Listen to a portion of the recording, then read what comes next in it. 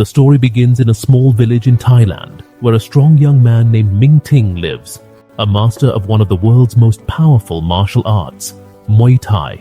Every day, Ming starts with intense training, repeating it with determination and resolve, learning new moves each day that enhance his skill and strength. One night, while training quietly, he used powerful moves with strange names like the Raging Horse, the Sacred Elephant, and the Black Monkey, among other energetic and powerful techniques. Suddenly, a monk appeared and sternly told him not to use that type of fighting anymore. Then he left without further explanation. Ming was left puzzled for a moment, but his grandfather recounted how, in his youth, he fought a fierce battle that ended with his opponent's death, which made him stop using such brutal fighting arts. The grandfather's words carried a mix of wisdom and bitterness, but he quickly broke the seriousness of the moment with a joke, saying with a laugh, "From now on, I am your opponent," turning the scene into a joyful atmosphere filled with laughter and play. On the other hand, a car stopped near the temple, and a young man with strange features, showing greed and courage, approached one of the monks, trying to tempt him with money in exchange for a sacred amulet from the temple's possessions. But the monk firmly refused, stating that these things are not for sale and are priceless. The young man left, hiding his anger, but not giving up.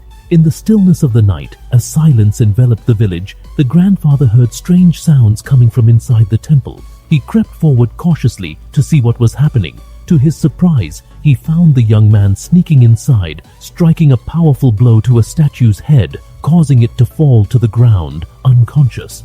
The young man then turned to his companion and said, "Hurry, let's take it." They carried the statue's head after cutting it off and left the place under the cover of night. In the morning, the villagers gathered, horrified by the screams, to discover the disaster. The statue's head had been stolen. Voices of crying and anger rose, and shock engulfed everyone as they felt that the spirit of their village had been ripped away. The temple elder stood up seriously and said, "Whoever returns the head of Ong-Bak will save our souls." A heavy silence fell, but Ming stepped forward confidently and said bravely, "I will go myself and bring back the head of Ong-Bak." Here, whispers of emotion rose among the villagers. In a touching human scene, the poor villagers, despite their meager means, extended their hands with what little money they had, some coins and even simple savings, each placing something in Ming's palm, as if they were entrusting him with all their money. Tears of pride welled up in the grandfather's eyes while the monks blessed the journey. Thus, Ming became the messenger of his village to Bangkok on a sacred mission fraught with dangers. Before he left, one of the monks approached Ming and whispered, "Take this address. It's my son's address in the city. He will help you there." Ming thanked the elder respectfully, then took a small bag containing the money collected by the villagers. He boarded the bus, heading to the city, while the villagers lined the roadside, waving to him. In another scene far from the village, we see a bustling atmosphere in the city, with an intense and thrilling motorcycle race. Young people fiercely compete for money amidst the noise and dust. Don and his sister Hemily are seen participating in the race. The challenge intensified, but it soon became clear that there was a prearranged agreement between them. The winner would be Don. Indeed, after crossing the finish line, they appeared sharing the money with a sly smile, revealing the nature of their lives filled with tricks and deceit. On the other side, Ming arrives in the city. He was lost in the crowd and noise, not knowing where to go. He took out the paper with the address given to him by the monk and began to follow the path cautiously. Suddenly, he heard sounds of a fierce argument coming from a side alley. He approached to see the scene. Don, the cunning young man who had left his village years ago, was arguing violently with his sister Hemily over money. She accused him of squandering what they had on gambling and alcohol, while he shouted back, defending himself and demanding her to be quiet. Ming approached hesitantly towards the man who was arguing with his sister. After observing him closely, he said confidently, "You are Don. I know you. Your father sent me to you. Here's a message from him." Ming took the letter from his pocket and handed it to him, but Don hesitated for a moment before turning away and pretending to be indifferent. Then he coldly replied, "You're mistaken. I'm not Don. I don't know who you're talking about." Ming tried to convince him further, reminding him of their shared village roots, but Don became more stubborn, even starting to push him away, trying to get rid of him. At that moment, Hemily looked surprised by his denial and glanced at Ming in disbelief, as if she realized he was telling the truth. Meanwhile, Don was trying to move in every way possible to avoid being exposed in front of her. At that moment, the bag he was carrying fell, spilling the few coins collected by the villagers. The scene was touching as his face showed innocence and fear. Don's expression suddenly changed from coldness and indifference to warmth and welcome. He smiled slyly and said to Ming, "Oh, you're Ming. I didn't notice you at first. Welcome, welcome, welcome to the city." It was clear that greed had driven this transformation, as he saw in the money an opportunity to escape his problems and pay off part of his debts. As for Ming, he did not realize the malicious intentions of his fellow villager and continued to smile sincerely, believing he had finally found someone he could rely on for this journey. After Don changed his demeanor and showed false hospitality, he said to Ming with a feigned smile, "You must be tired from your journey. Why don't you go wash up in the bathroom first, and then we can talk about everything?" Ming believed him and placed the small bag on the table before entering the bathroom, feeling reassured.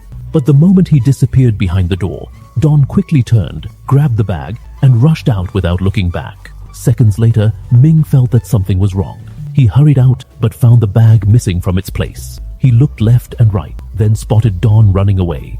His heart raced as he realized that the poor villager's money, the hope of his village, was on the verge of being lost. He dashed after him as fast as he could until he reached a noisy place filled with shouting and chaos. An illegal fighting ring was there. He saw Don among the crowd, betting without hesitation with the village's money on bloody wrestling matches. Ming shouted at him, "You thief, that money!" Don's head lowered as he sweated profusely. He pointed with his trembling hand toward the betting arena and said, "I lost it." Ming's eyes froze as if struck by lightning, but Don didn't give him time to be angry. The crowd's shouts pulled him into the arena. There, amidst the smoke, a massive wrestler stood, breathing heavily after brutally defeating his previous opponent. The crowd cheered, demanding a new match, and the bets multiplied. Ming was not concerned about the fight. His only goal was to retrieve his village's money. As he stepped forward innocently to claim his money, he found himself in the fighting ring. The wrestler noticed his presence and approached him with heavy steps, prompting Ming to spring into action with astonishing agility. He delivered a swift kick that struck his opponent directly. The giant fell to the ground motionless, and the match ended before it even began. Silence enveloped the entire venue, unable to believe that a simple villager had taken down the champion in an instant. But amidst this astonishment, a loud laugh erupted from the betting seats. The leader, who had confidently placed his bet on Ming, clapped his hands and laughed mockingly at his partner, who had unfortunately lost the wager. In response, the other man bit his lip in frustration and anger, directing a glare at Ming that was filled with intense hatred and a desire for revenge. After the victory, they offered him a large amount of money, but Ming calmly refused. He only took the small bag of money that the deceitful Don had bet with, then left the ring without caring, as he was thinking only about his mission, retrieving the head of Ong-Bak. While people were still talking about Ming's strength and his kick, a well-dressed young man suddenly entered with clear arrogance in his features. Yes, he was the same thief who had cut off the head of the Ong-Bak statue, but now he was one of the boss's men in the club that controlled the bets and the fights. Ming still carried an old wound in his heart because of Don's betrayal when he stole the villagers' money and ran away. He found no reason to trust him again, and it was clear that Don's attempts to persuade him were just another effort to exploit him. So he turned his back and left. While he continued his search in the city, his village was going through difficult days. The land cracked from severe drought, the wells ran dry, and even the crops withered. Everyone was convinced that what was happening was not normal, believing that since the head of the Ong-Bak statue had been stolen, a curse had fallen upon them. In the city, Don and his sister Humla practiced their usual tricks inside a nightclub. They took advantage of distracted gamblers and skillfully cheated at cards. After hours of deception, they managed to collect a large sum. They went into an alley to divide it between them, laughing. But their joy did not last long. Suddenly, a large, imposing gang leader appeared with his men. He was one of the people Don owed money to. He approached them slowly before exploding in anger, raining kicks and punches on them. Don tried to defend himself, but quickly fell to the ground without resistance, while Humla screamed, trying to escape. Luckily, Ming was nearby, watching from a distance, caught in an inner conflict. Should he intervene to save someone who had betrayed him? He hesitated, but when he saw the leader raise his hand and slap Humla harshly, he could no longer hold back. He rushed into the fight and, with rapid movements and astonishing strength, knocked down the gang members one after another. It took only a few blows to drop their leader to the ground, astonishing everyone with his fighting skills. After saving them, Ming argued sharply with Don about the value of the statue. Don mocked it, saying it was just a foolish statue and a stone head, asking why it hadn't defended itself. This angered Ming, who pushed him and then slapped him hard. Suddenly, the gang leader whom Ming had beaten returned and threatened to beat them severely.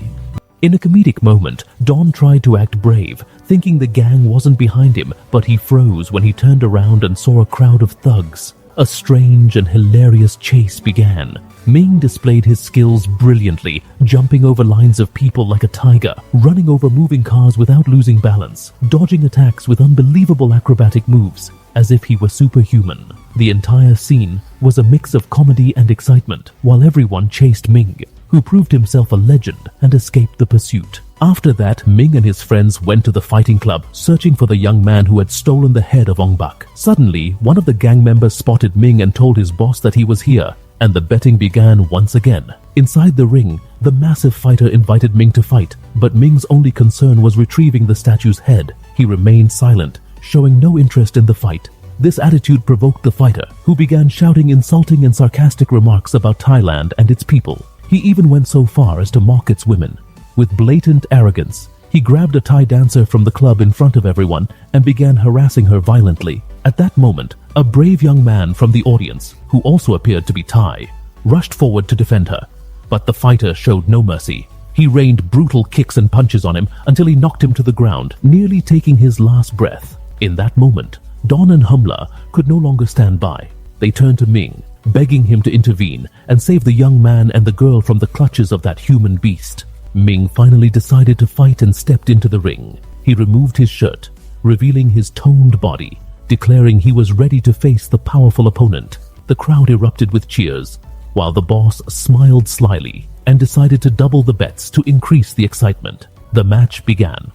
The giant charged forward with all his strength, trying to crush Ming, but Ming stepped back lightly, then surprised him with a swift, precise kick that knocked him to the ground. The audience shouted in astonishment. The fighter rose angrily like a raging bull and charged again with greater violence. But Ming, using his special skills and unique techniques, leaped high over his head and struck down with his elbows like lightning, sending him crashing to the ground without movement. A stunned silence filled the hall for a few seconds before voices exploded in amazement. No one could believe that this young man, coming from a small village, had defeated the arena's monster so easily. After that, Ming tried to leave the ring, ignoring the applause and the betting. But suddenly, a short Japanese man rushed from the crowd and caught him off guard with a swift kick that knocked him to the ground. It became clear that the boss did not want the event to end before achieving maximum profit. The match began again, this time against an opponent known for agility and speed. The Japanese fighter's movements were almost like a dance, dodging and striking with precision.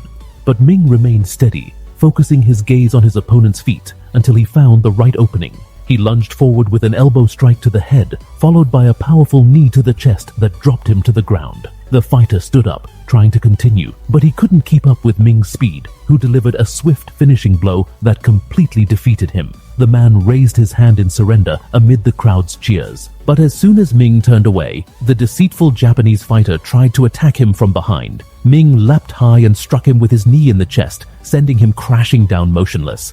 The audience erupted in applause, impressed by this remarkable fighter. At that moment, Ming's eyes fell on the young man who had come to the village, the one who had stolen the statue's head. Ming rushed after him through the crowd, trying to catch him. The thief moved quickly, disappearing among people while Ming followed through the chaos. The thief managed to escape into the narrow alleys. However, Don told Ming not to worry, saying he knew where he lived. The next morning, they headed to his house and stormed his room with a clever plan. A quick fight broke out, but the thief ran out the door toward the street. Ming did not hesitate. He chased him immediately, jumped into a tuk-tuk parked near the house, and sped after him. Moments later, Don rushed out as well, taking another tuk-tuk to help Ming. Within seconds, the gang members working for the boss appeared, each jumping into tuk-tuks and joining the chase. A wild pursuit followed. As the tuk-tuks raced madly across a bridge, Ming's vehicle slammed into the thief's tuk-tuk with tremendous force. It flipped over the edge and fell directly into a deep river beneath the bridge. Underwater, Ming managed to grab the thief among the submerged rocks, holding him tightly to prevent escape. But suddenly, Ming stopped fighting when something strange caught his attention. Rows of statues and stolen Buddha pieces lying at the bottom. The thief seized the moment, pushed Ming forcefully, and swam away, escaping into the distance. After the river incident, the police arrived at the scene and recovered the ancient statues that had been submerged at the bottom. All of them were returned to the national museums amid major media coverage and relief among the people in the villages from which they had been stolen. As for Ming, he felt that his mission was not over yet, since the head of the Ong-Bak statue was still missing. In another scene, Don was walking along a street in Bangkok with his sister Humla. Suddenly, a luxurious black car stopped beside them. The gang leader's men stepped out, kidnapped them, and forced them into the car before speeding toward the boss's headquarters. Inside the dark mansion, the gang leader sat on his elegant chair. He slowly opened a box in front of him, revealing the missing head of the Ong-Bak statue. He smiled slyly and said to Don, "I know you're searching for this statue.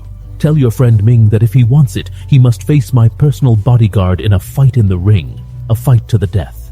Hours later, Don returned to Ming, his face pale and his anxiety obvious. He told him what had happened and that the boss was holding Humla hostage along with the statue he was searching for. Ming stood with determination and said, "I will do anything for my village and for Ong-Bak." He agreed to the offer. On the day of the match, the fight was held in a massive warehouse far from the city, surrounded by gang members and secret gamblers. The boss sat above, beside a friend who asked him in surprise why he had chosen such an isolated place. He replied with a cold smile, "Because I want it to be a fight to the death, away from the eyes of the police." Before the match, the boss's bodyguard appeared, injecting his body with stimulants. His veins bulged and his muscles swelled like a monster. The fight began. Ming attacked with powerful strikes, but to no avail. The stimulants were clearly effective. The bodyguard responded with a series of harsh punches that knocked Ming to the ground without resistance. It was obvious that he was far stronger than Ming. Don threw in the towel, declaring surrender to everyone's shock. Later, Ming and Don stood before the gang leader, who revealed that he had forced Ming to lose in exchange for the head of Ong-Bak and his freedom. He handed them the box, saying, "This is what you're looking for," and kicked it toward them. But when Ming opened it, he found it empty. The boss laughed slyly, and before leaving, he ordered his men to kill them. Ming reacted swiftly, snatching a weapon and defeating them all in a fierce battle filled with his astonishing fighting moves. Afterward, he forced one of the gang members to confess the location of the statue. The man revealed that it was in a cave in the mountains. Ming and Don headed toward the cave together, while Don said firmly, "I won't let you go alone this time. We'll save the village together." As soon as he stepped inside, a group of men armed with swords attacked him, rushing from every direction. Ming grabbed a metal bar from the ground and began defending himself with astonishing skill. His movements were fast and powerful, striking, jumping, dodging stabs, and using his signature knee and elbow attacks in the Muay Thai style he had learned in the village. Despite their numbers, he did not retreat, knocking them down one after another until he reached the bottom of the cave. There, he was shocked by a terrifying sight. The gang leader stood in a vast stone chamber, surrounded by workers and sculptors carving a giant statue resembling Ong-Bak. The boss turned toward him with a surprised smile and said mockingly, "I thought you were dead." Suddenly, a group of strong men rushed him, but Ming was determined to retrieve the stolen head. He fought them skillfully. An elbow strike to one man's head, a kick dropping another. One attacked him with a saw, but Ming blocked with his elbows even as blood flowed, then returned to deliver a harsh lesson, defeating them all. Only the personal bodyguard remained, the same man who had once beaten him in a rigged match. Ming said firmly, "Show me what you're capable of." They exchanged sharp looks. Both possessed great skill, and the fight was evenly balanced, but Ming's determination gave him extra strength. After a fierce battle, the bodyguard fell, the same one who had once believed he had truly defeated Ming. The sculptors attacked as well, while the boss appeared afraid for the first time. Suddenly, the bodyguard pulled out several syringes and injected them into his body at once, regaining his strength through stimulants. With a single violent kick, he threw Ming far away, sending him crashing to the ground. He then grabbed him by the throat, nearly choking him unconscious. But Ming's eyes fell on the Ong-Bak statue. He remembered his promise to his village and the people who had trusted him, and his determination surged again. He broke free from the enraged guard's grip and with a clever move, drove his elbow into his face, then struck him repeatedly with his forearms until the bodyguard collapsed unconscious beside the syringes. When Ming turned toward the treacherous boss, the latter pulled out a gun and shot Ming in the shoulder. Before he could finish him with a second shot, Don rushed in and struck him, saving Ming from certain death. But the giant statue suddenly collapsed, killing the boss instantly, while Don was still alive. Ming and Humla rushed to lift the statue off Don to save him, but it was too late. The poor man breathed his last, sacrificing himself for his village as well. In the end, Ming returned to the village with the statue's head, accompanied by Humla. Joy and happiness returned to the villagers' hearts, as he had not failed them. Thus ends the story of one of the greatest films starring the legend Tony Jaa. If you enjoyed it, write in the comments the film you want next, because there are other parts that are even more exciting. See you next time.